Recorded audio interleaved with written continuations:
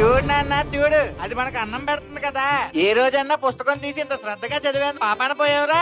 ఎప్పుడు చూడు TV TV TV. నిన్ను తిట్టినా ఒకటే, ఆ కుక్కను తిట్టినా ఒకటే.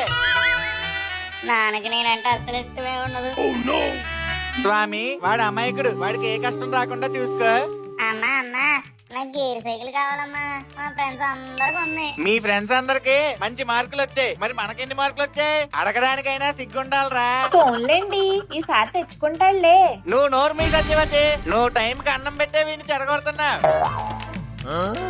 ఏంటండి, వాడిని తినేటప్పుడు అలా తిట్టారు? పాపం తినకుండా వెళ్ళాడు. నాకు మాత్రం ఏమైనా సరదానా సత్యవతి? కనీసం నా మీద కోపంతో అయినా బాగుపడితే అదే చాలు కదా. ఈ మొక్కని తీసుకెళ్లి నేను ఇచ్చానని చెప్పకుండా నువ్వు కాస్త వాడికి తినిపించు. నాన్న, స్కూల్ ఫీజు కట్టాలి రేపు. నీ మీద పెట్టే ప్రతి రూపాయి దండగేరా. ఆ డబ్బుల బదులు 2 ఆవులు తెచ్చుకుంటే శుభ్రంగా పాలిస్తాయి. ఈ చైన్ మన పెళ్లికి మా అమ్మగారు పెట్టారు కదా, గుర్తుగా అయినా ఉంచుకోండి. పిల్లాడు చదువుకుంటే ఇలాంటి చైన్లు మనకు 100 కొనిస్తాడు. వాడి భవిష్యత్తు కంటే మనకి ఏది ముఖ్యం చెప్పు. నేను తాకట్టు పెట్టి వాడి స్కూల్ ఫీజు కట్టానని చెప్పొద్దు. నాన్న, నాకు జాబ్ వచ్చింది. ఇదిగో ఆఫర్ లెటర్.